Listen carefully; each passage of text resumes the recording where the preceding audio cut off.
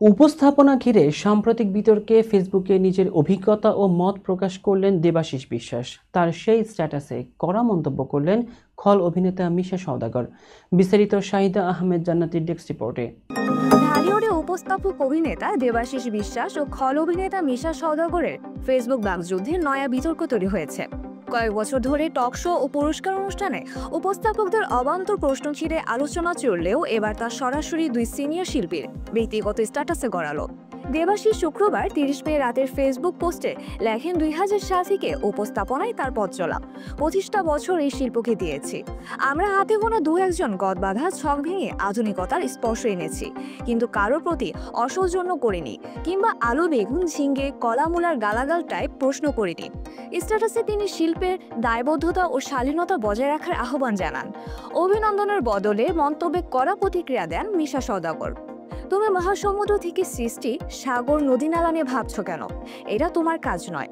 মনে রেখো, বাবার নাম দিলীপ বিশ্বাস, ইচ্ছা করলে সব বলতে বা করতে পারবে না, লাউড অ্যান্ড ক্লিয়ার। এভাবে তিনি দেবাশিসকে সতর্ক করেন। মিশার মন্তব্য দ্রুত ভাইরাল হয়। অনেকে এটিকে অযাচিত তিরস্কার বলেছেন, আবার কেউ উপস্থাপকদের দায়িত্ববোধের প্রশ্ন তুলেছেন। চলচ্চিত্র সমিতির কয়েকজন সদস্য পরিস্থিতি শান্ত করতে উভয়কে ফোনেও সমঝোতার চেষ্টা করেছেন বলে জানা গেছে। দেবাশিস দ্বিতীয় একটি পোস্টে লিখেছেন, শিল্পের শালীনতা আমি আগেও রক্ষা করেছি, করব। ব্যক্তিগত আক্রমণ গ্রহণযোগ্য নয়। যদিও তিনি মিশার নাম উল্লেখ করেননি, ইঙ্গিত ছিল স্পষ্ট। দায়বদ্ধতার জায়গা থেকে নিজের লেখা মুছে ফেলবেন না বলেও মত দিয়েছেন। চলচ্চিত্র বিশ্লেষকরা বলছেন, সাম্প্রতিক টেলিভিশন ও অনলাইন অনুষ্ঠানে ট্রেন্ডিং প্রশ্নের নামে ব্যক্তিগত গোপনাঙ্গ বা শারীরিক রসিকতা ছুড়ে দেওয়া হচ্ছে, যা আইনি ঝুঁকিও বাড়াচ্ছে। উপস্থাপকেরা সাবধান না হলে প্রযোজক, চ্যানেল ও ব্র্যান্ড স্পন্সর সবার সুনাম মার খাবে।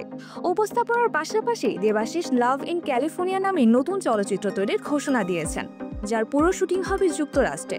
অন্যদিকে মিশা শীঘ্রই বিদ্রোহী বাবু ছবির শুটিং শুরু করবেন। বিনোদন সাংবাদিকেরা মনে করেন, দুই তারকার এই অনলাইন দ্বন্দ্ব দ্রুত মিটে গেলে ভালো, না হলে আসন্ন চলচ্চিত্র প্রচারেও আঁচ লাগতে পারে। তবে ভক্তদের প্রত্যাশা, ব্যক্তিগত মতভেদ অসুন্দর বাক্যলপ নয়, পেশাদারি আচরণে মীমাংসিত হোক।